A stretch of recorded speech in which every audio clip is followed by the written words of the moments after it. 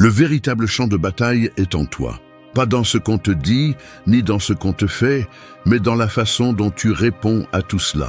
La guerre qui compte le plus n'est pas menée à l'extérieur, mais dans le silence de ton esprit, où tes pensées peuvent te sauver ou te détruire. C'est là que se mesure la force d'un homme, non pas dans sa capacité à contrôler le monde, mais dans sa capacité à se contrôler lui-même. Nous vivons entourés de distractions, d'opinions, de désirs qui ne nous appartiennent pas. On nous a appris à lutter contre tout, sauf contre nous-mêmes. Et c'est pourquoi la plupart se perdent dans la quête du pouvoir, sans comprendre que le véritable pouvoir n'est pas de dominer les autres, mais de dominer son propre esprit. La philosophie stoïcienne l'a dit il y a des siècles. Celui qui contrôle ses pensées contrôle son destin. Il ne s'agit pas de fuir le chaos, mais d'apprendre à rester calme en son sein. Il ne s'agit pas d'éviter la douleur, mais de la transformer en discipline. La paix intérieure n'est pas passivité, c'est maîtrise. La force n'est pas rigidité, c'est clarté. Et le but n'est pas trouvé à l'extérieur. Il est construit de l'intérieur, jour après jour, pensée après pensée. Cette vidéo ne cherche pas à te motiver avec des phrases vides. Elle cherche à te rappeler ce que tu as oublié, que le véritable pouvoir naît de l'autodiscipline, que la sérénité est une forme de courage et que la vie ne devient supportable que lorsque tu choisis de te gouverner toi-même. Si tu restes jusqu'à la fin, tu comprendras que rien ni personne ne peut te retirer ton calme si tu apprends d'abord à être maître de toi. 1. Vive avec vertu. Vivre avec vertu est comme marcher avec une boussole interne au milieu d'une tempête. Peu importe la force du vent ou la confusion du chemin, tant que cette boussole fonctionne, tu ne te perdras jamais. Cette boussole est ton caractère, et la vertu est l'aimant qui la maintient pointée vers le bon nord. Lorsque tu agis avec vertu, tu n'as pas besoin que le monde t'applaudisse ou que les autres te comprennent, car en toi, il y a quelque chose qui sait ce qui est juste, même quand personne d'autre ne le voit. Les stoïciens enseignaient que la vertu n'est pas un luxe moral, mais le cœur de la bonne vie. Cela signifie vivre avec intégrité, faire ce qui est juste même quand cela coûte, et maintenir la cohérence entre ce que tu penses, ressens et fais. Marc Aurèle disait que l'âme se teint de la couleur de ses pensées, et c'est vrai. Si tes pensées sont pures, tes actes le seront aussi. Mais si tu permets à la cupidité, à l'orgueil ou à la peur de diriger ta vie, tôt ou tard tu deviendras esclave de ce que tu nies. Vivre avec vertu, c'est avoir le courage d'être juste quand les autres choisissent le raccourci, c'est tenir parole quand personne ne t'y oblige, c'est être fort sans cesser d'être compatissant. Dans une société où beaucoup font semblant pour s'intégrer, être vertueux est un acte de rébellion. Non pas parce que tu cherches à être meilleur que les autres, mais parce que tu choisis de ne pas te trahir. La vertu te protège de toi-même, de tes impulsions, de cette voix intérieure qui parfois veut t'abandonner ou justifier la facilité. Le monde va constamment te tenter. Il t'offrira des chemins plus courts, des récompenses immédiates, des excuses confortables. Mais le stoïcien sait que ce qui est gagné sans effort est aussi perdu sans valeur. La vertu est la force invisible qui soutient tout le reste. Sans elle, tout succès est vide, tout pouvoir est fragile, toute paix est temporaire. C'est pourquoi le véritable défi n'est pas d'atteindre de grandes choses, mais de rester droit quand personne ne te regarde. Vivre avec vertu n'est pas un idéal lointain, c'est une pratique quotidienne. Tu t'entraînes lorsque tu choisis de ne pas mentir même si personne ne le remarque.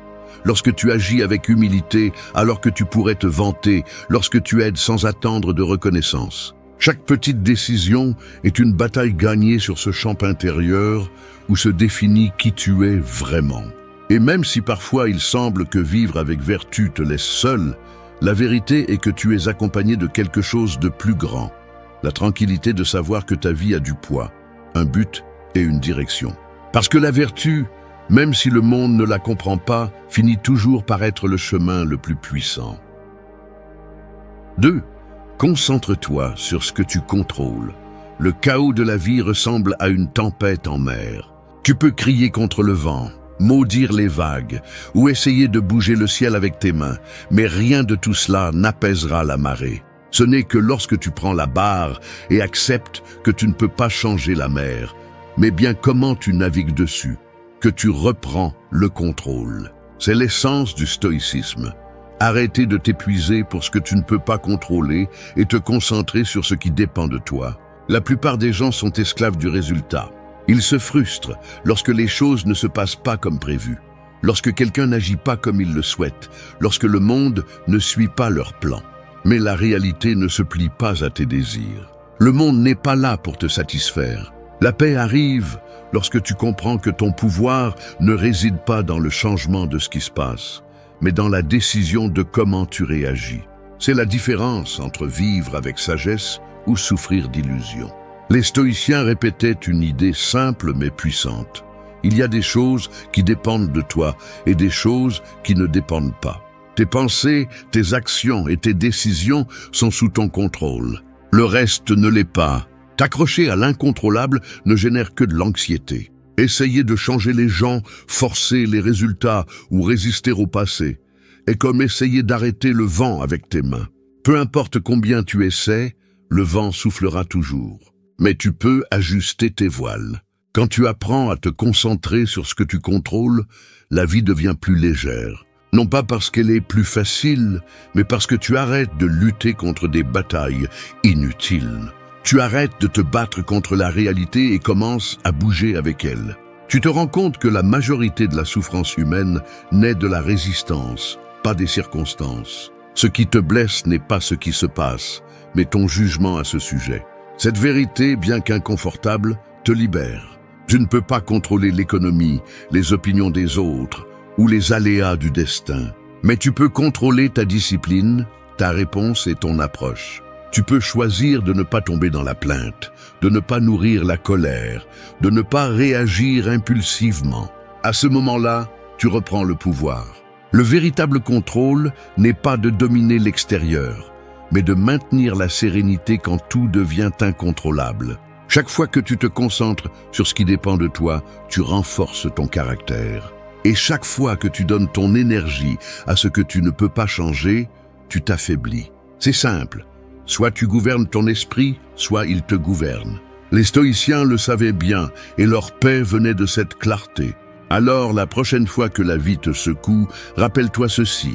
Ne lutte pas contre le vent, apprends à l'utiliser. Parce que celui qui maîtrise sa réaction maîtrise son destin. 3. Maîtrise ton esprit. L'esprit est comme une ville sans mur. Si tu ne le protèges pas, n'importe qui peut y entrer. La peur, l'anxiété, le doute, la colère. Et lorsque ces émotions prennent le contrôle, elles s'emparent de tes pensées, de tes paroles et de tes actes. Tu perds ton calme, tu perds ta concentration et tu finis par être l'esclave de ce que tu ressens. Le stoïcisme enseigne que la liberté ne se trouve pas à l'extérieur, mais dans la maîtrise de cette ville intérieure. Maîtriser ton esprit ne signifie pas réprimer ce que tu ressens, c'est comprendre, diriger et transformer en force. Chaque pensée a le pouvoir de te construire ou de te détruire. Ce que tu crois de toi-même devient la base de tes décisions. Si tu répètes que tu ne peux pas, ton esprit trouvera 1000 raisons pour le prouver. Si tu affirmes que tu es capable, tu commences à agir avec détermination. C'est pourquoi les stoïciens disaient que l'esprit est l'architecte de la vie. Si la pensée est faible, le caractère le sera aussi. Mais si la pensée est ferme et disciplinée, rien ne pourra te briser. Maîtriser l'esprit ne signifie pas éliminer le chaos, mais apprendre à rester ferme au milieu de celui-ci. La plupart se laissent emporter par ce qu'ils ressentent à l'instant. Aujourd'hui, ils se lèvent motivés, demain déprimés, après-demain frustrés. Mais la discipline mentale consiste à ne pas dépendre de l'humeur pour agir. C'est se lever et faire ce que tu dois faire, même si tu n'en as pas envie. C'est garder ton calme quand quelque chose te provoque. C'est ne pas réagir impulsivement à une offense. C'est la véritable force. Agir à partir de la raison, pas de l'émotion. Tu ne peux pas éviter les pensées négatives, mais tu peux décider combien de temps tu les nourris. L'esprit ne se tait pas, mais tu peux lui apprendre à te parler différemment. Si tu l'entraînes, il cesse d'être ton ennemi et devient ton allié. Maîtriser l'esprit est comme entraîner un muscle. Au début, ça fait mal, puis il se renforce, et finalement, il répond sans effort. Chaque fois que tu choisis de ne pas réagir, que tu arrêtes une idée destructive ou que tu changes une croyance limitante, tu forges du caractère. Le problème est que la plupart des gens vivent sans entraîner leur esprit. Ils nourrissent tout ce qui leur procure un plaisir immédiat et fuient tout ce qui exige du contrôle. Ils se distraient, se sabotent, se remplissent de bruit. Mais celui qui apprend à penser clairement devient invulnérable. Non pas parce qu'il ne ressent pas la douleur, mais parce qu'il ne se laisse pas dominer par elle. Cette personne comprend que les pensées sont comme des chevaux sauvages. Si tu les laisses libres, ils t'emportent. Si tu les prends par la bride, ils t'emmènent où tu décides. Cette distance intérieure est ce qui te donne la paix. La maîtrise mentale ne s'acquiert pas en un jour. Elle nécessite une pratique constante. Commence par observer ce que tu penses au réveil, par diriger ton attention sur ce que tu peux contrôler, par choisir chaque mot que tu te dis. 4. Accepte l'inévitable. La vie est comme le cours d'une rivière. Tu peux essayer d'arrêter son courant, construire des murs pour qu'elle ne change pas de direction ou maudire la force de l'eau. Mais tôt ou tard, cette rivière trouvera son chemin. Accepter l'inévitable ne signifie pas se rendre. Cela signifie comprendre qu'il y a des choses qui, aussi fort que tu le souhaites, ne sont pas sous ton contrôle. La mort, la perte, la trahison, le passage du temps, les circonstances extérieures, tout cela fait partie du flux naturel de l'existence. Résister ne fait que t'entraîner avec plus de force. La souffrance humaine ne provient pas tant de ce qui se passe, mais de la lutte constante contre ce qui est déjà. Nous nous accrochons à la façon dont les choses devraient être, à la façon dont nous aimerions qu'elles soient, et ce choc entre la réalité et l'attente est ce qui nous brise de l'intérieur. Le stoïcisme enseigne que l'acceptation est la base de la sérénité. Non pas parce que tu dois être indifférent, mais parce que tu comprends que tu ne peux pas te battre contre ce que tu ne peux pas changer. Quand tu acceptes, tu te libères du poids inutile de la résistance. Accepter l'inévitable, c'est regarder en face les vérités que la plupart évitent. La vie n'est pas juste, le temps n'attend pas, les gens changent, et tout ce que tu possèdes aujourd'hui peut disparaître demain. Mais au lieu d'avoir peur de cela, le stoïcien l'embrasse. Non pas comme une tragédie, mais comme une opportunité de vivre avec plus de conscience. Parce que quand tu acceptes l'impermanence, tu apprécies davantage ce que tu as. Quand tu comprends que la douleur fait partie du chemin, tu arrêtes de la fuir et tu apprends à la transformer en croissance. L'acceptation n'est pas passivité, c'est pouvoir. C'est la capacité de rester calme, même quand tout s'effondre. C'est répondre avec sagesse au lieu de réagir avec colère. Celui qui accepte l'inévitable ne se brise pas, il s'adapte. Il bouge avec la vie au lieu de se battre contre elle. Comme le disait Épictète, ce n'est pas ce qui t'arrive qui t'affecte, mais comment tu l'interprètes. Cette interprétation est ce qui définit ta paix. Accepter ne signifie pas que tu aimes ce qui se passe. Cela signifie que tu reconnais son existence sans te laisser détruire. Tu peux pleurer une perte et continuer à avancer. Tu peux ressentir de la douleur et rester debout. L'inévitable n'attend pas la permission, il arrive. Mais ta réponse détermine si cela te coule ou te renforce. Dans ce choix réside la différence entre un esprit esclave et un esprit libre. Beaucoup confondent l'acceptation avec la résignation, mais ce ne sont pas la même chose. La résignation naît de la peur, l'acceptation de la compréhension. Le résigné se rend parce qu'il ne peut plus. Celui qui accepte continue à marcher parce qu'il comprend que c'est la vie. Cette compréhension te donne un avantage. Tu ne perds plus d'énergie sur l'impossible, tu la concentres sur ce que tu peux transformer. Accepter l'inévitable implique aussi de faire confiance. Faire confiance que tout ce qui se passe, même si ça fait mal, a un but caché qui te pousse à grandir. Tu arrêtes de porter le poids de ce qui ne dépend pas de toi et tu marches plus léger. Tu apprends que chaque fin apporte une nouvelle façon de commencer. L'acceptation est le pont entre la douleur et la sagesse. Et quand tu traverses ce pont, tu découvres que la paix n'est pas dans le changement du monde, mais dans la paix avec lui, même quand il ne correspond pas à tes désirs. 5. Transforme l'adversité. Le feu peut consumer ou forger, tout dépend de ce que vous y mettez. Si vous jetez du bois, il brûlera jusqu'à se réduire en cendres. Mais si vous jetez du fer, il en ressortira plus fort, plus résistant, plus solide. C'est ainsi que fonctionne l'adversité. Elle n'arrive pas pour vous détruire, elle arrive pour vous révéler. Personne ne connaît sa véritable force jusqu'à ce que la vie le mette à l'épreuve. Les stoïciens savaient qu'il n'y a pas de croissance sans difficulté et que chaque obstacle est une opportunité déguisée. Ce que d'autres voient comme un malheur, le sage le voit comme un entraînement. Quand tout semble s'effondrer, vous avez deux options. Vous lamenter sur ce que vous avez perdu ou apprendre ce que la douleur est venue vous enseigner. Ce choix est ce qui sépare les faibles des forts. L'adversité ne vous demande pas si vous êtes prêt. Elle apparaît simplement. Elle arrive sans prévenir, brise le confort et vous oblige à regarder en face ce que vous évitiez. Mais dans ce chaos naît aussi quelque chose de nouveau.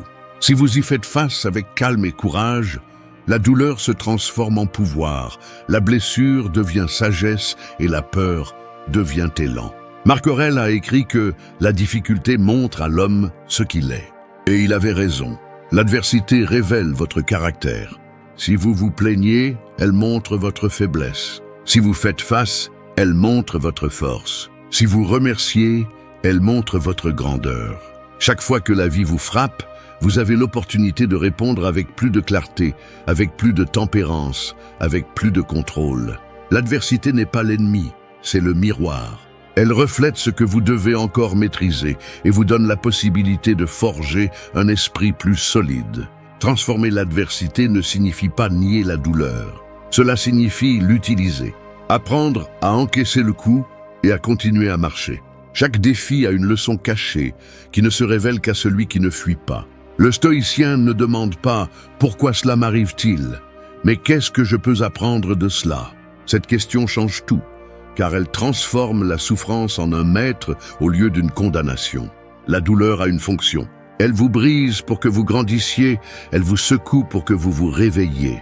Elle vous montre les limites de ce que vous pensiez contrôler. Celui qui évite la douleur évite sa croissance. Le confort prolongé endort l'âme, mais l'adversité la réveille.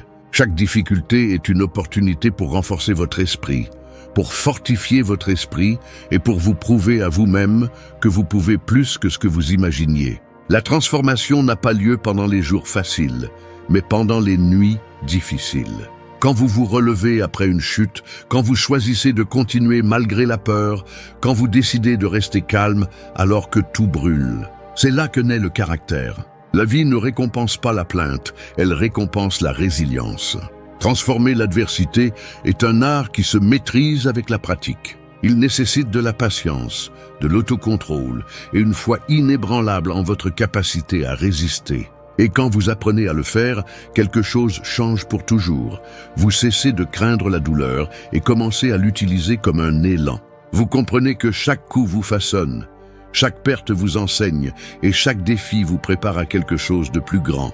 Le feu ne détruit pas le fer, il le renforce. Et de même, l'adversité ne détruit pas le sage, elle le transforme. 6. Libère-toi du désir. Le désir est comme une chaîne invisible qui brille au soleil. Elle semble belle, mais reste une chaîne. Elle te lie à ce que tu crois avoir besoin, te rend dépendant de ce que tu n'as pas encore, et te vole la tranquillité pendant que tu le poursuis. Plus tu désires, plus tu te sens vide, car le désir ne cherche pas la satisfaction, il cherche la répétition. À peine obtiens-tu ce que tu voulais, un autre désir apparaît, un autre objectif, un autre manque déguisé. Les stoïciens ont compris que le véritable ennemi de la paix n'est pas le manque, mais la dépendance au désir. La société moderne vit asservie par le besoin de plus. Plus d'argent, plus de validation, plus d'attention. On nous a éduqués à mesurer notre valeur en fonction de ce que nous possédons ou accomplissons. Mais chaque fois que tu bases ton bonheur sur quelque chose d'extérieur, tu deviens prisonnier de cela. Le désir ne se rassasie pas, il se multiplie. C'est pourquoi plus tu obtiens, plus tu deviens insatisfait.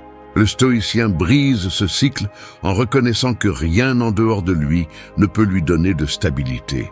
Le pouvoir réside dans le fait de nécessiter moins, pas d'avoir plus. De libérer du désir ne signifie pas renoncer à tes objectifs, mais lâcher l'obsession du résultat. Tu peux aspirer à t'améliorer sans en faire une addiction. Tu peux travailler pour tes rêves sans dépendre d'eux pour te sentir complet. Cette différence est la ligne entre la liberté et l'esclavage émotionnel. Épictète l'a dit clairement. Ne souhaite pas que les choses se passent comme tu le veux, mais souhaite qu'elles se passent comme elles se passent. Et tu vivras en paix. C'est la racine de la maîtrise intérieure. Le désir est rusé. Il se déguise en motivation, en ambition, voire en amour. Mais si tu le regardes de près, il est presque toujours de la peur. Peur de ne pas être suffisant, peur de perdre, peur de ne pas être vu. Quand tu le reconnais, commence la véritable libération. Il ne s'agit pas de réprimer ce que tu ressens, mais de comprendre d'où cela vient. Si tu agis par désir, tu vis dans le manque. Si tu agis par but, tu vis dans la plénitude. Le désir te pousse vers l'extérieur, le but te centre sur l'intérieur. La liberté n'arrive pas quand tu obtiens tout ce que tu veux, mais quand tu peux être en paix, même sans l'avoir. C'est le point où le désir ne te domine plus, parce que tu sais que ta valeur ne dépend de rien en dehors de toi. Les stoïciens vivaient avec peu, non par mépris du matériel, mais parce qu'ils comprenaient que le matériel n'était jamais la source du bonheur. Celui qui maîtrise ses désirs vit avec légèreté. Te libérer du désir, c'est reprendre le contrôle de ton esprit. C'est arrêter de vivre en courant après ce que tu crois avoir besoin et commencer à apprécier ce que tu as déjà. La tranquillité ne s'achète pas, elle se cultive. Et quand tu cesses de désirer ce que tu n'as pas, tout ce que tu as commence à être suffisant. C'est la véritable richesse, ne pas avoir besoin de plus pour te sentir complet, parce que seul celui qui ne dépend pas du désir peut dire avec certitude qu'il est vraiment libre.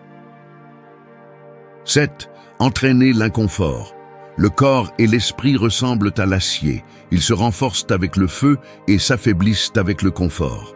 Celui qui évite toute douleur devient fragile. Celui qui s'y expose volontairement devient indestructible. L'inconfort est la salle de sport de l'âme. Chaque fois que vous faites face à quelque chose que vous ne voulez pas faire, mais que vous savez que vous devez faire, vous entraînez votre force intérieure. La vie ne consiste pas à éviter l'inconfort, mais à apprendre à l'utiliser comme un outil de croissance. La plupart des gens cherchent refuge dans la facilité, fuyant tout ce qui demande des efforts. Mais le confort prolongé est un piège qui affaiblit l'esprit. Plus vous évitez la douleur, plus vous lui donnez de pouvoir. Les stoïciens pratiquaient l'inconfort volontaire pour rester forts. Ils dormaient sur le sol, mangeaient avec modération, supportaient le froid, non par masochisme, mais pour se rappeler qu'ils pouvaient vivre sans dépendre de rien. C'est ainsi qu'ils entraînaient leur esprit à résister à l'inattendu. Parce que si vous pouvez supporter l'inconfort choisi, vous pourrez supporter celui imposé par la vie. S'entraîner à l'inconfort ne concerne pas seulement le support physique, mais aussi l'émotionnel. Se taire quand vous voulez crier, rester calme quand on vous provoque, continuer quand personne ne vous soutient. Chacun de ces actes vous renforce plus que n'importe quel discours. Le contrôle émotionnel se forge en affrontant ce qui est inconfortable, pas en le fuyant. L'esprit faible recherche le plaisir, l'esprit fort recherche le but. L'inconfort révèle ce qui vous domine encore. Si vous ne pouvez pas être seul, la solitude vous contrôle. Si vous ne pouvez pas dire non, la peur vous contrôle. Si vous ne pouvez pas arrêter une distraction, l'anxiété vous contrôle. Chaque inconfort expose une chaîne interne que vous devez briser. C'est pourquoi les affronter n'est pas une punition, c'est un acte de liberté. Lorsque vous choisissez de sortir de votre zone de confort, vous montrez à votre esprit qui est le patron. Les grandes avancées personnelles ne naissent pas dans les moments de calme, mais dans ceux d'inconfort. Vous grandissez lorsque vous faites ce qui est difficile, lorsque vous affrontez ce qui vous fait peur, lorsque vous choisissez ce qui est juste, même si cela fait mal. C'est la différence entre vivre en victime ou en maître de soi. L'inconfort ne détruit pas, il révèle. Il vous montre de quoi vous êtes fait et combien vous êtes prêt à donner pour devenir votre meilleure version. Vous ne pouvez pas contrôler les épreuves que la vie vous lance, mais vous pouvez vous préparer à les recevoir avec force. Et cette préparation s'appelle discipline. S'entraîner à l'inconfort est un rappel quotidien que rien ne peut vous briser si vous apprenez à résister. Parce que lorsque vous vous habituez à l'inconfort, vous cessez de le craindre. Et quand vous ne craignez plus la douleur, vous devenez libre. L'inconfort n'est pas un ennemi, c'est le chemin vers la véritable paix. Seul celui qui l'affronte avec courage peut marcher dans la vie sans peur, sachant que même au milieu du chaos, son esprit restera ferme. 8. Protège ton temps. Le temps est comme de l'eau dans les mains. Plus tu essaies de le retenir sans conscience, plus il s'échappe rapidement. On ne peut pas le récupérer, on ne peut pas le stocker, on ne peut que l'utiliser avec sagesse. Pourtant, la plupart des gens le donnent sans réfléchir, comme s'il était infini. Ils le gaspillent dans des conversations vides, dans des distractions inutiles, dans des soucis qui ne changent rien. Les stoïciens le savaient bien, celui qui gaspille son temps, gaspille sa vie. Et il n'y a pas de perte plus grande que celle-là. Chaque jour qui passe est une pièce de monnaie qui ne reviendra pas. Tu peux gagner de l'argent, reconstruire des relations ou recommencer des projets, mais le temps ne revient jamais. Sénèque l'a dit avec dureté. Nous agissons comme si nous allions vivre pour toujours. Mais nous mourrons sans avoir vraiment vécu. Protéger ton temps n'est pas de l'égoïsme, c'est du respect pour ton existence. C'est comprendre que la vie est brève et que chaque minute que tu donnes sans but est une minute volée à ce qui aurait pu te faire grandir. Le problème est que l'on nous a appris à dire oui à tout, à répondre à chaque message, à répondre à chaque demande, à accepter chaque engagement même s'il n'a pas de sens. Mais chaque oui que tu donnes à l'irrélevant est un non que tu donnes à ton but. Les stoïciens vivaient avec clarté. Il ne s'agit pas de faire plus, mais de faire l'essentiel. Ne laisse pas le bruit du monde te distraire de ce qui compte vraiment. Protéger ton temps implique aussi de protéger ton esprit. Il ne suffit pas d'avoir des heures libres si tu les remplis de distractions. Tu peux perdre autant de temps à regarder un écran qu'à te perdre dans des pensées qui ne te mènent nulle part. L'attention est la nouvelle monnaie de l'âme. Ce que tes pensées capturent, tes heures le capturent. Et ce que tes heures capturent finit par façonner ta vie. C'est pourquoi le stoïcien choisit à quoi il pense avec le même soin qu'il choisit qui il laisse entrer dans sa maison. Dire non est une forme de liberté. Dire non à ce qui ne te nourrit pas, non à ce qui ne te rapproche pas de tes objectifs, non à ce qui vole ton énergie. Tu n'as pas l'obligation d'être disponible pour tout le monde. Tu as la responsabilité d'être présent dans ta vie. Celui qui ne protège pas son temps finit par vivre celui des autres. Et quand il s'en rend compte, il est trop tard.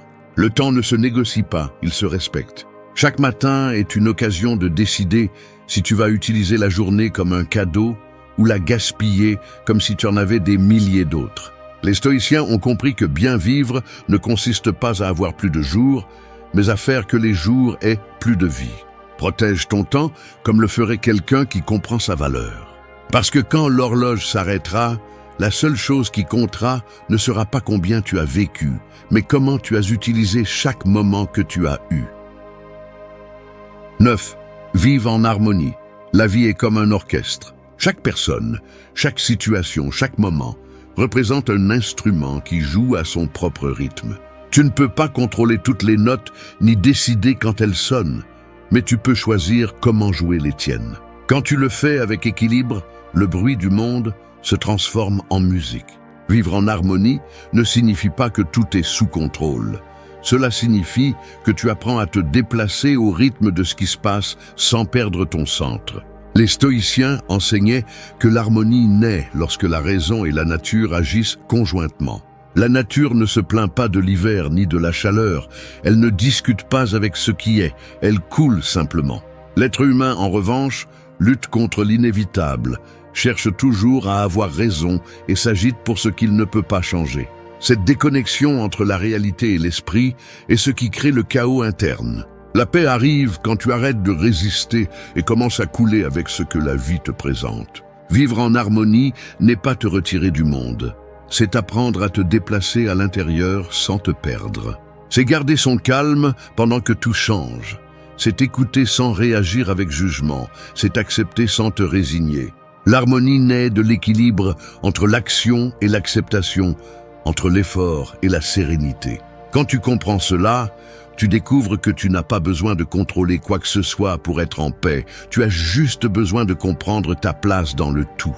Marc Aurèle disait que nous faisons partie d'un même organisme, comme les membres d'un corps. Si une partie souffre, tout le corps le ressent. L'harmonie implique de reconnaître cette connexion.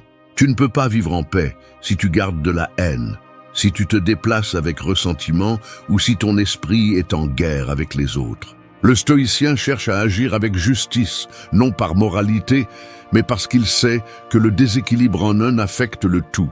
La véritable force réside dans le maintien du calme, quel que soit l'environnement, dans la réponse avec raison quand les autres réagissent impulsivement. Vivre en harmonie signifie aussi aligner ce que tu penses, ressens et fais. Quand tes pensées vont dans une direction et tes actions dans une autre, l'esprit se fragmente. Mais quand il y a cohérence, tout coule avec clarté.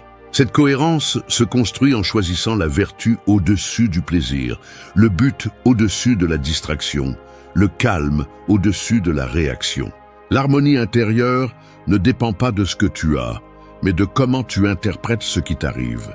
Tu ne peux pas contrôler le rythme de la vie, mais tu peux apprendre à danser avec lui. L'harmonie ne se cherche pas dans le silence.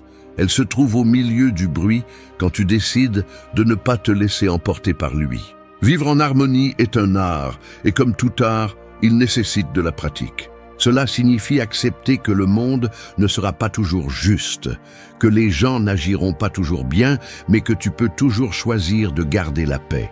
Parce que la vraie victoire n'est pas d'avoir raison, c'est de ne pas perdre son calme. Quand tu y parviens, le monde cesse d'être un champ de bataille et devient une symphonie dans laquelle enfin tout s'emboîte. 10. Contrôle tes réactions.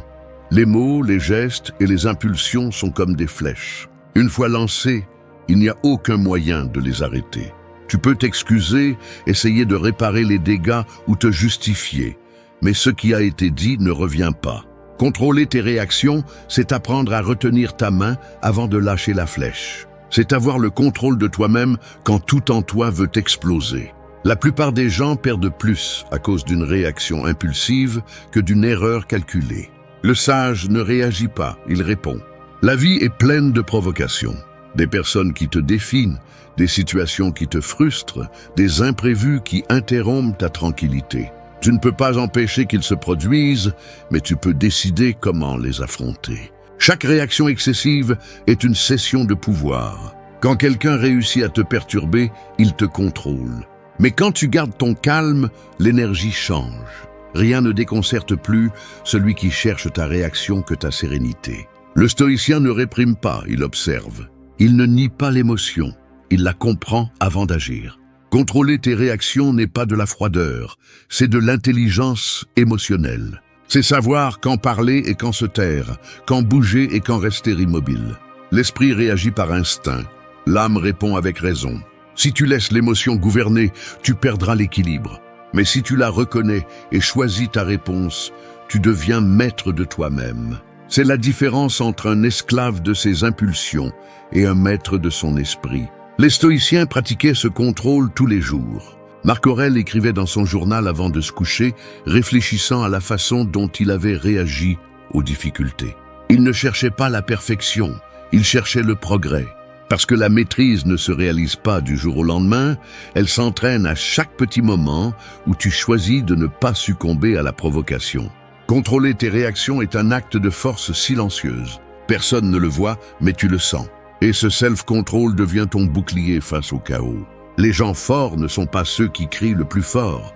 Ce sont ceux qui n'ont pas besoin de crier pour garder leur pouvoir. Le calme déconcerte celui qui attend un conflit. La patience désarme celui qui cherche la bagarre. Quand tu ne réagis pas, tu ne te noies pas dans l'émotion de l'autre. Tu restes ferme, centré, libre. Chaque fois que tu choisis de répondre avec clarté plutôt qu'avec impulsivité, tu renforces ton esprit. Et avec le temps, ce calme devient ton état naturel, pas une exception. Contrôler tes réactions n'est pas nier ce que tu ressens, c'est le diriger. C'est transformer la colère en fermeté, la tristesse en réflexion, la déception en apprentissage. Chaque émotion a de l'énergie, et si tu apprends à la canaliser, rien ne te domine. Les stoïciens le savaient. Celui qui se contrôle lui-même a déjà gagné la bataille la plus difficile. Parce que la plus grande victoire n'est pas sur les autres, mais sur toi-même. Et quand tu atteins ce niveau de contrôle, le monde peut trembler, mais tu restes inébranlable. Quand tout s'effondre, il ne reste que ton silence. Non pas pour abandonner, mais pour te reconstruire. La renaissance intérieure commence lorsque tu cesses de chercher des explications et que tu commences à travailler sur toi-même, lorsque tu comprends que tu n'as rien à prouver à personne, seulement à te surpasser. Ce processus n'a ni applaudissements ni témoins. C'est ce point où tu apprends que la discipline guérit plus que n'importe quel réconfort, que le détachement libère plus que n'importe quelle vengeance, et que le silence, lorsqu'il naît de la force, impose plus de respect que 1000 mots. Parfois, la vie te brise pour te montrer de quoi tu es fait. Il n'y a pas de croissance sans perte, ni de force sans chute. Mais celui qui utilise la douleur comme maître, qui transforme l'humiliation en élan et la solitude en entraînement, cesse d'être une victime et devient un individu impossible à plier. Le stoïcisme l'enseigne clairement. Tu ne peux pas contrôler ce qui se passe, mais tu peux contrôler ta réponse. Et cette réponse est ce qui définit ton destin. Cette vidéo ne cherche pas à te faire fuir la douleur, mais à l'utiliser comme outil. Elle ne cherche pas à te faire oublier ce qui t'a blessé, mais à le transformer en énergie pour construire quelque chose de plus grand, ta maîtrise intérieure. Tout au long de ce chemin, tu comprendras que le silence n'est pas une absence, mais un pouvoir contenu. Que pardonner n'est pas une faiblesse, mais une liberté. Et que se détacher n'est pas de la froideur, mais de la maturité. Parce que quand tu ne réagis plus, mais que tu choisis, quand tu ne supplies plus, mais que tu agis, et quand tu n'expliques plus, mais que tu avances, c'est là que tu renais vraiment. 1. Retire-toi avec silence et dignité. Il y a des batailles qui ne se gagnent pas en se battant, mais en sachant quand partir. Le lion ne répond pas aux aboiements des chiens, car sa présence suffit à imposer le respect. Ta sortie doit être la même, silencieuse, ferme et digne. De retirer ne signifie pas toujours te rendre. Parfois, c'est l'acte le plus élevé d'intelligence et de maîtrise de soi. Le silence n'est pas de la lâcheté, c'est la stratégie de celui qui a compris qu'il n'a rien à prouver. Car celui qui a le contrôle de lui-même n'a pas besoin de démontrer son pouvoir, il l'incarne. Les gens perdent de l'énergie à essayer de s'expliquer à ceux qui ont déjà décidé de ne pas les comprendre, ou à discuter avec quelqu'un qui cherche seulement à avoir le dernier mot. Le sage ne rentre pas dans ce jeu, il se retire. Non pas parce qu'il n'a rien à dire, mais parce qu'il n'est plus intéressé à convaincre. Le silence, lorsqu'il naît de la maturité, en dit plus que n'importe quel discours. C'est la façon la plus percutante de clore une histoire sans tâcher ta paix. Lorsque tu choisis de ne pas réagir, tu choisis de ne pas perdre ton équilibre, et cela, dans un monde qui vit sur des impulsions, est une forme supérieure de force. Le stoïcisme enseigne que la sérénité intérieure est plus précieuse que n'importe quelle victoire extérieure. En te retirant avec dignité, tu appliques ce principe. Tu protèges ton énergie, ton focus et ton but. Tous les conflits ne méritent pas d'attention, ni toutes les offenses une réponse. Chaque fois que tu décides de te taire plutôt que de discuter, tu envoies un message puissant que ton esprit n'est plus disponible pour le chaos. Car celui qui maîtrise son silence maîtrise son destin. Le silence est aussi une déclaration. Il dit au monde que tu n'as pas besoin de détruire pour te défendre, ni de crier pour avoir raison.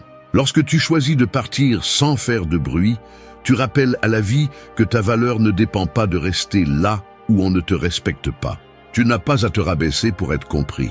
Si quelqu'un ne te valorise pas, laisse-le avec sa version déformée de toi.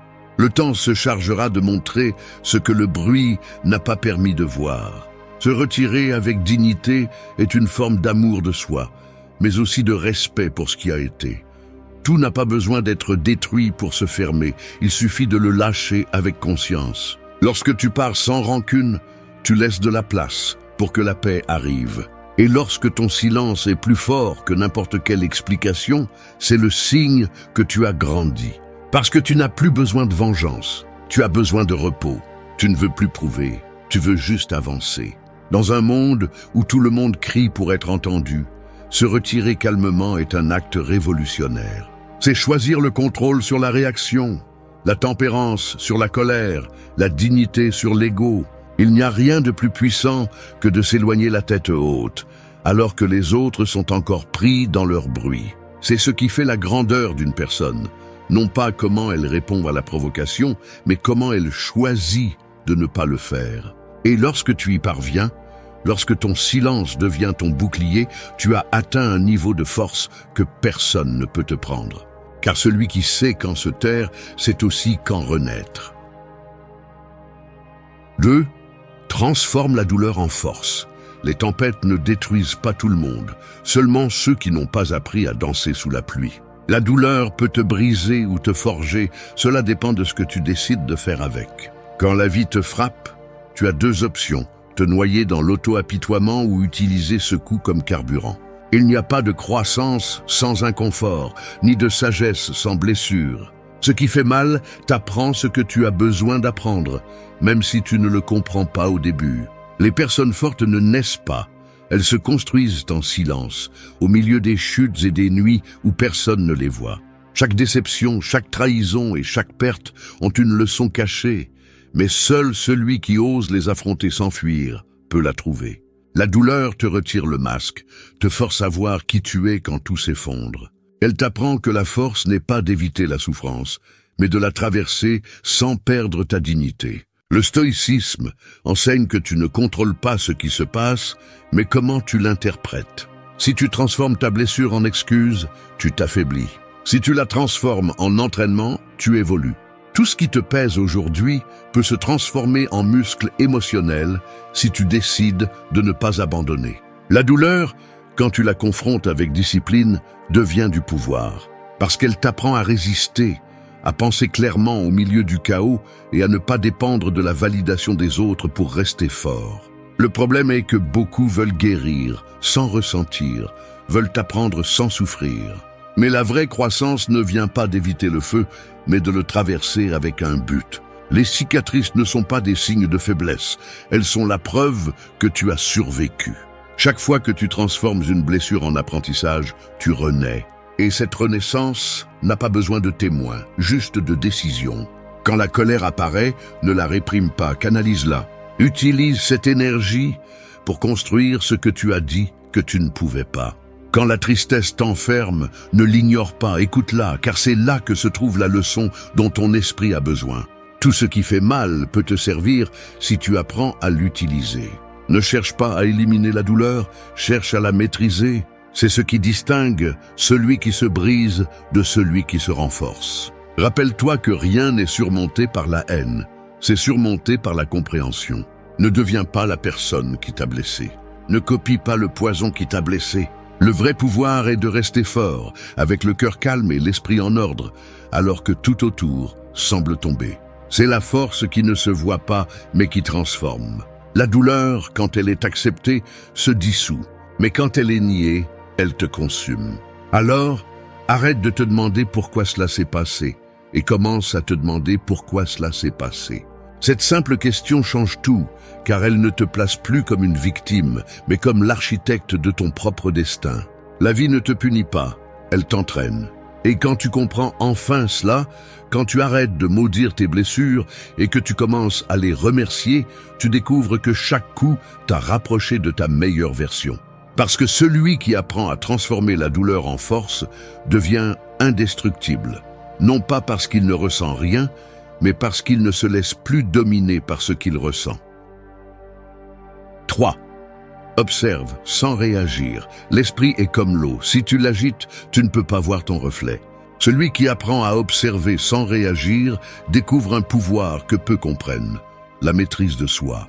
La plupart des gens agissent par impulsion, répondent avant de penser, parlent avant de comprendre, se laissent emporter par des émotions qu'ils n'arrivent même pas à identifier. Mais la véritable force n'est pas de contrôler le monde, mais de te contrôler toi-même lorsque le monde essaie de te provoquer. Observer sans réagir n'est pas de l'indifférence, c'est de l'intelligence émotionnelle. C'est choisir consciemment de ne pas laisser l'énergie des autres perturber la tienne. Chaque fois que tu décides de rester calme alors que les autres perdent le contrôle, tu démontres ta maturité. Tu n'as pas besoin de répondre à chaque attaque, ni de te justifier devant chaque jugement. Il y a des batailles qui se gagnent en restant immobile, en analysant le mouvement de l'autre, en attendant le moment exact pour agir, ou simplement en décidant de ne pas agir. Le stoïcisme enseigne que rien d'externe n'a de pouvoir sur toi, à moins que tu ne le lui accordes. Si quelqu'un réussit à te perturber, ce n'est pas parce qu'il a de la force, mais parce que tu lui as donné accès à ta paix. L'autocontrôle est la forme de liberté la plus élevée. Lorsque tu apprends à observer, tu peux distinguer ce qui mérite ton attention de ce qui cherche simplement à te provoquer. Ce filtre mental est ce qui différencie le sage de l'impulsif, le fort du faible, celui qui gouverne son esprit de celui qui est gouverné par lui. Il ne s'agit pas de réprimer ce que tu ressens, mais de le diriger avec conscience. La colère, la peur, la frustration sont des signaux, pas des ennemis. Si tu les observes sans te laisser consumer, elles t'enseignent ce que tu dois encore travailler en toi. Chaque émotion mal gérée est une opportunité de grandir. Ne réagis pas, analyse. Ne réponds pas, comprends. Parce que lorsque tu comprends d'où vient ta réaction, tu es déjà en train de guérir. Les personnes réactives s'épuisent rapidement. Elles sont prises dans un cycle de frustration et de regret. En revanche, celui qui observe, conserve de l'énergie, choisit ses batailles et devient impénétrable face au chaos. Ce calme est un pouvoir, mais tout le monde ne peut pas l'atteindre. Il nécessite de la discipline, de l'introspection et une volonté inébranlable de ne pas te laisser dominer par ton environnement. Dans un monde où tout le monde a une opinion, où les gens réagissent à tout ce qu'ils voient, rester silencieux est une rareté. Mais c'est là que réside la grandeur. Parce que le silence ne désarme pas seulement le provocateur, il renforce aussi ton esprit. Chaque fois que tu choisis de ne pas répondre à la provocation, tu entraînes ton caractère. Et pendant que les autres cherchent de l'attention, tu construis ta présence. Observer sans réagir te permet également de voir les intentions derrière les mots, les modèles derrière les actions. Tu commences à comprendre que beaucoup agissent à partir de leur propre douleur, pas par malveillance. Et cette compréhension te libère, parce que tu ne prends plus rien comme quelque chose de personnel. Tu apprends à laisser passer ce qui t'aurait autrefois détruit. Rien n'est plus admirable que quelqu'un qui reste calme alors qu'il a toutes les raisons de perdre son sang-froid. Cette sérénité ne s'achète pas et ne se feint pas, elle se travaille. Et une fois que tu l'as atteinte, personne ne peut te l'enlever. Parce que celui qui maîtrise son esprit n'a plus besoin de gagner des discussions, seulement de rester en paix. Et dans cette paix silencieuse réside la véritable autorité. 4. Clôture les cycles avec fermeté. Il y a des portes qui ne se ferment pas toutes seules. Tu dois les pousser même si ça fait mal. Parfois, il ne s'agit pas de vouloir oublier, mais d'accepter que quelque chose a déjà rempli son but. S'accrocher à ce qui est terminé, c'est comme tenir un verre brisé en espérant ne pas saigner. Fermer un cycle n'est pas un acte de froideur, c'est un acte de respect envers ce que tu as été et ce que tu es sur le point de devenir.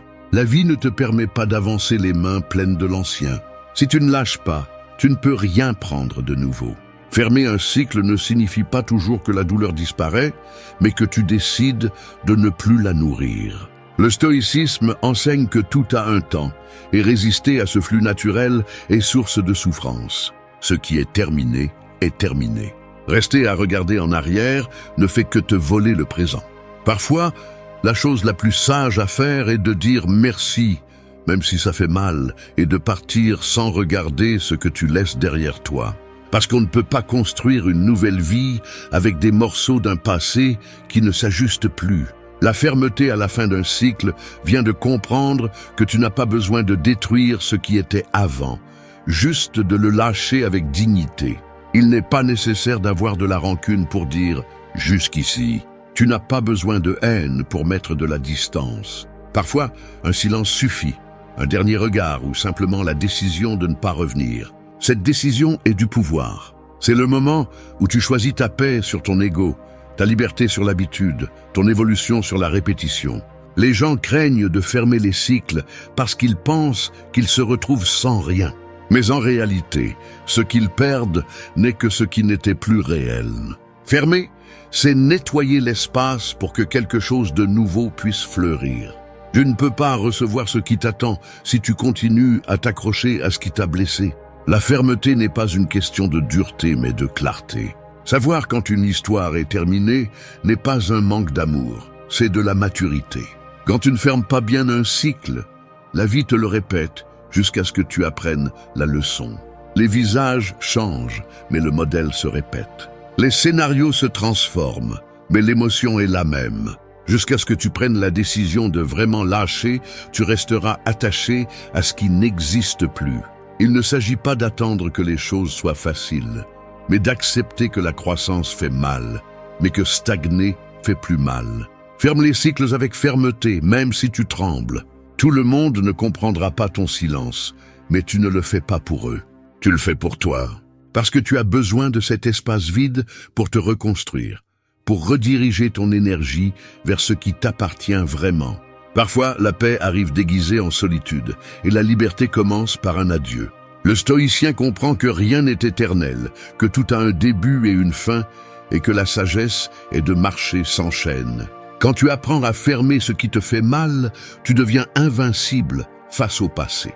Tu ne vis plus en réagissant, tu vis en choisissant. Et quand tu choisis de fermer avec fermeté, même si la nostalgie te poursuit, tu déclares que ton histoire n'est plus écrite depuis la douleur, mais depuis la conscience. Fermer les cycles, ce n'est pas oublier, c'est honorer ce qui a été vécu et avancer la tête haute. C'est regarder le passé sans ressentiment, remercier l'enseignement et lâcher le poids.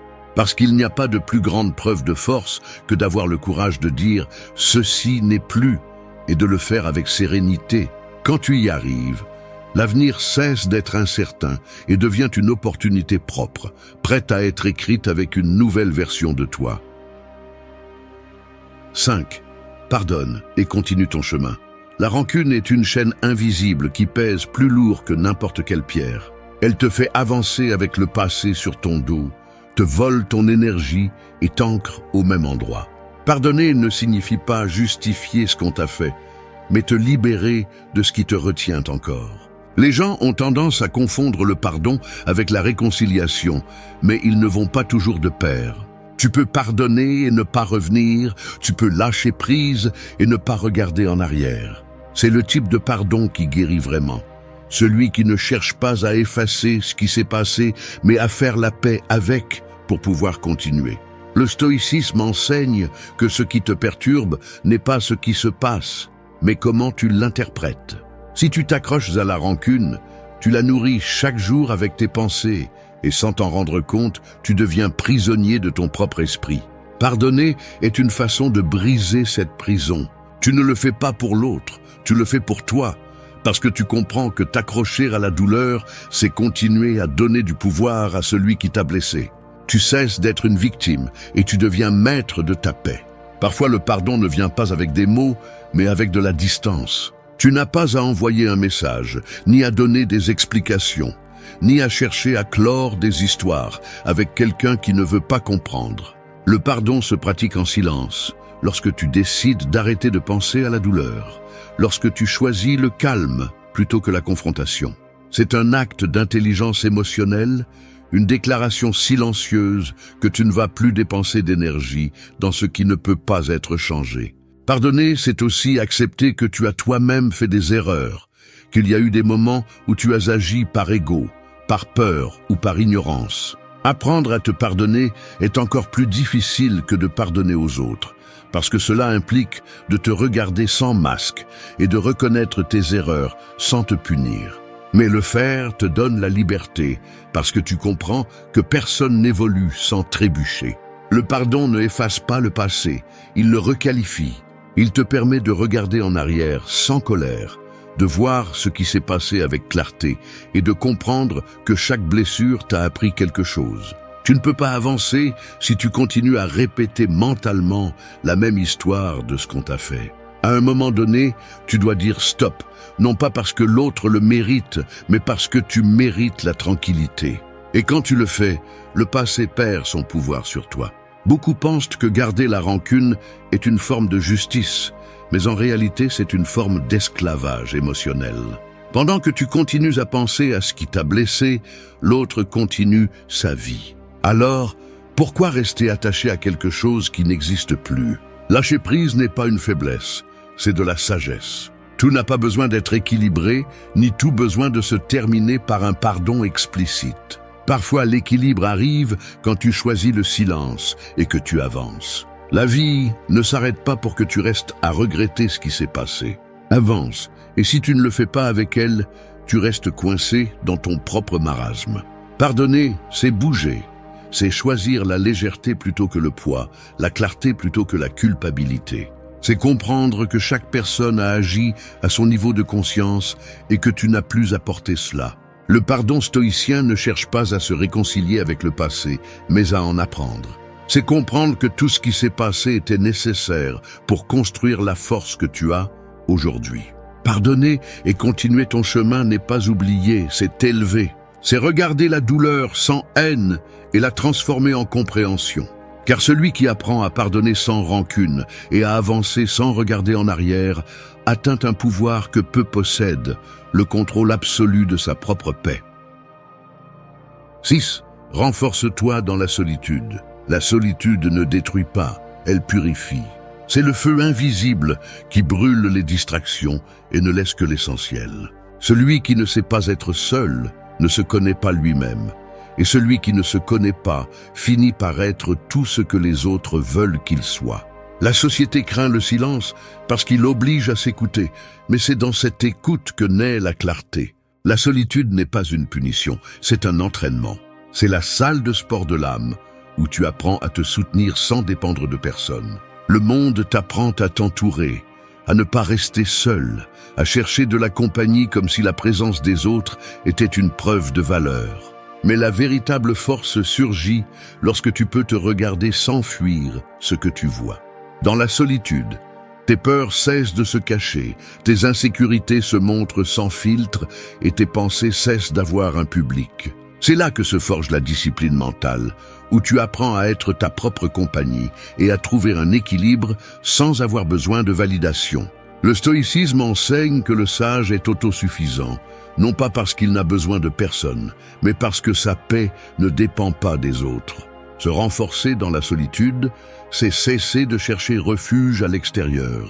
C'est reconnaître que le calme ne vient pas des circonstances, mais du contrôle intérieur.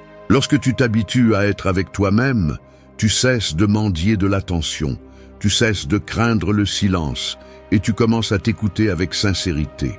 Beaucoup évitent la solitude parce qu'elle les confronte à leur propre vide. Mais ce vide n'est pas là pour te faire peur, mais pour que tu le remplisses de sens. La solitude est le terrain fertile où germent les idées, les rêves et l'introspection. C'est l'espace où tu apprends à distinguer entre ce que tu désires et ce dont tu as besoin.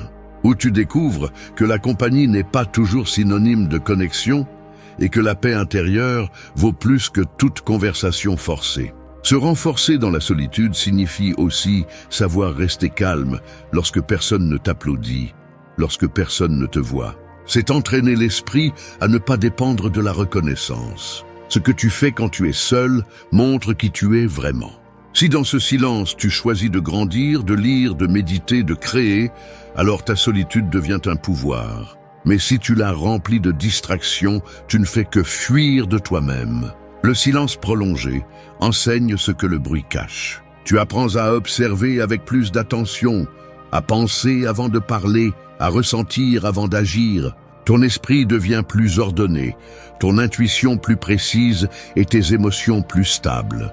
Chaque heure que tu passes en paix avec toi-même est un investissement dans ta force émotionnelle.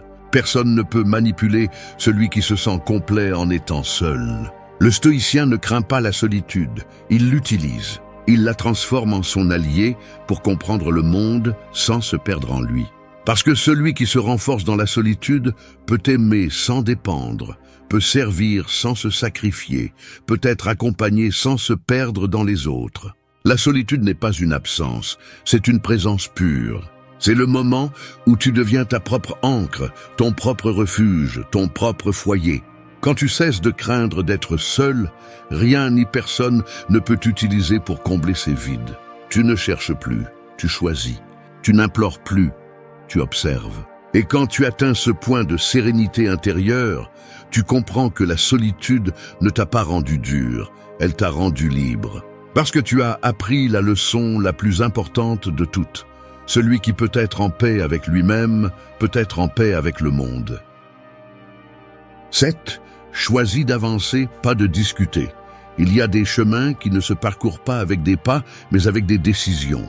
Choisir d'avancer quand on te provoque, quand on te sous-estime ou quand on cherche à te rabaisser à leur niveau est une preuve de maîtrise de soi. Discuter avec quelqu'un qui ne veut pas comprendre est comme essayer d'éteindre un incendie avec de l'essence. Tu ne gagnes rien, tu ne fais que te consumer dans la même flamme que l'autre a allumée. La maturité se démontre quand tu ne ressens plus le besoin d'avoir raison, mais la paix de continuer à marcher. Le stoïcisme enseigne que les jugements des autres sont hors de ton contrôle, et dépenser de l'énergie pour les changer est une forme d'esclavage émotionnel. Celui qui discute par orgueil finit par se vider, car l'ego ne se rassasie pas de vérité, mais de victoire. Mais la véritable victoire n'est pas de gagner une discussion, mais de conserver ta sérénité. Si tu sais qui tu es, tu n'as pas besoin de te défendre. Si ton but est clair, tu ne t'arrêtes pas pour ceux qui ne le comprennent pas. Choisis d'avancer. Non pas parce que tu ne peux pas parler, mais parce que tu préfères le silence du progrès au bruit du conflit. Chaque minute que tu passes à expliquer ta valeur à quelqu'un qui ne la voit pas est du temps perdu que tu pourrais consacrer à la renforcer. Tout ne mérite pas une réponse, et tous les chemins n'ont pas besoin de témoins. Le sage n'utilise pas de mots pour convaincre, il démontre par des actes. L'action est son argument, le résultat sa défense. Discuter avec quelqu'un qui vit par l'émotion, c'est entrer dans une bataille déjà perdue. Tu ne peux pas raisonner avec quelqu'un qui cherche à avoir le dernier mot. C'est pourquoi l'autocontrôle devient ta meilleure stratégie. Garder son calme face à la provocation n'est pas de la passivité, c'est de la force. Ne pas céder à la nécessité d'expliquer l'évident est une forme de respect envers soi-même. Le silence ne signifie pas toujours la reddition. Parfois, c'est simplement de l'intelligence. Avancer est plus puissant que répondre. Chaque fois que tu choisis de bouger sans regarder en arrière, tu désarmes celui qui voulait t'arrêter. Les gens qui cherchent à discuter le font parce qu'ils ne peuvent pas t'égaler en action, ils essaient juste de te distraire. La concentration est une arme, et celui qui la maîtrise gagne sans combattre. Au lieu de dépenser de l'énergie en mots, investis-la dans le progrès. Que tes résultats parlent pour toi, que ta croissance soit la réponse que personne ne peut réfuter. Il y a ceux qui vivent du conflit, se nourrissent du drame et ont besoin d'opposition pour se sentir vivants. Ne leur donne pas ce privilège. Quand tu restes serein, tu désarmes leurs intentions. Le silence déconcerte plus que n'importe quel cri. C'est la réaction la plus inconfortable pour celui qui attend une bataille.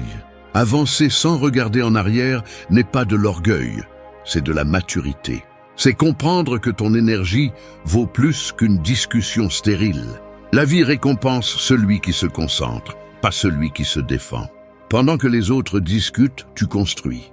Pendant qu'ils s'épuisent à démontrer, tu grandis en silence. Et quand ils voient enfin tes résultats, il est déjà trop tard pour discuter avec toi. Parce qu'il n'y a pas d'argument plus fort qu'une réalité accomplie. Le stoïcien choisit le mouvement plutôt que le bruit. Il n'a pas besoin d'approbation, car son but le guide. Et quand tu comprends cela, tu découvres qu'avancer n'est pas fuir, c'est transcender. Tu apprends à laisser les autres avoir raison pendant que tu continues ton chemin. Parce que celui qui discute cherche de l'attention, mais celui qui avance cherche la transformation. Et dans cet équilibre silencieux entre le contrôle et l'action, se trouve la véritable autorité, celle de celui qui n'a pas besoin de répondre pour démontrer son pouvoir. 8. Sois une présence qui impose le respect. Le feu ne demande pas la permission de brûler, il le fait simplement. Ta présence doit être ainsi, calme, ferme et consciente de sa puissance. Tu n'as pas besoin de hausser la voix pour être entendu, ni d'exiger le respect pour l'obtenir. Le véritable respect s'impose avec cohérence. avec le calme de celui qui n'a pas besoin d'approbation et avec la force silencieuse de celui qui sait qui il est. Les gens oublient les mots, mais ils n'oublient jamais comment tu les as fait se sentir lorsque tu étais présent. Devenir quelqu'un qui impose le respect n'a rien à voir avec l'apparence, mais avec l'énergie que tu projettes. Le stoïcisme enseigne que la vertu est le plus grand pouvoir de l'être humain, et cette vertu se manifeste dans chaque geste, chaque regard, chaque décision que tu prends. Lorsque tu es cohérent entre ce que tu penses, dis et fais, tu irradies une autorité naturelle qui ne peut être feinte. Les gens perçoivent la différence entre celui qui réagit impulsivement et celui qui agit avec un but. Le respect naît de la maîtrise de soi. Tu ne peux pas l'exiger si tu ne te respectes pas d'abord. La façon dont tu te parles, les limites que tu établis, les choses que tu tolères ou rejettes sont des messages constants au monde sur combien tu valorises ta paix. Celui qui se respecte lui-même n'a pas besoin de s'imposer, car son comportement donne le ton de toutes ses relations. Il ne s'agit pas d'intimider, mais d'inspirer confiance et force. Les personnes qui rayonnent de respect ne cherchent pas à plaire, elles cherchent à être authentiques. Elles n'ont pas besoin d'être partout, ni d'être le centre d'attention. Leur seule présence change l'énergie d'une pièce. Elles parlent peu, mais quand elles le font, chaque mot a du poids. Elles marchent avec sérénité, pas avec arrogance. Elles ne font pas de compétition, elles sont simplement. Leur force vient d'avoir traversé le feu et d'en être sorties plus trempées, pas plus dures. Imposer le respect n'est pas ériger des murs. C'est rester fidèle à ses principes, même lorsque les autres ne le font pas. C'est dire non quand tout le monde cède, c'est garder son calme quand tout le monde crie, c'est rester ferme quand tout s'effondre. Les gens respectent celui qui ne change pas son essence par commodité. Cette stabilité, cette cohérence interne, c'est ce qui différencie un leader de celui qui cherche simplement de l'attention. Ta présence se renforce avec chaque décision que tu prends en silence. Lorsque tu choisis de ne pas te rabaisser, lorsque tu ne réponds pas avec la même énergie avec laquelle on t'attaque, lorsque tu gardes le regard serein et le cœur tranquille, tu construis de l'autorité. Pas l'autorité imposée par la peur, mais celle qui est gagnée par l'équilibre. Le respect authentique ne naît pas de la peur, mais de l'admiration envers celui qui se gouverne lui-même. Le stoïcien ne cherche pas la reconnaissance, il cherche la maîtrise. Il maîtrise ses impulsions, ses mots, ses émotions. Et cette discipline le transforme en quelqu'un qui inspire le respect sans même essayer. Lorsque ton esprit est ordonné, ton énergie devient magnétique, ton silence parle plus que n'importe quel discours. Tu n'as pas besoin de crier ta valeur, tu la transmets avec ta présence. Le véritable respect ne se mendie pas, il se projette. Il ne s'exige pas, il se gagne. Et il se gagne lorsque tu agis avec un but, lorsque tu ne tombes pas dans les provocations, lorsque chaque mouvement reflète la clarté. Les personnes qui vivent de la réaction sont prévisibles, celles qui vivent du contrôle sont imprévisibles, et c'est pourquoi on les respecte. Être une présence qui impose le respect n'est pas une question de force physique ou de statut, c'est une question de caractère. C'est marcher avec la certitude que tu n'as rien à prouver. C'est soutenir le regard sans peur et garder l'âme sereine même lorsque le monde est en désordre.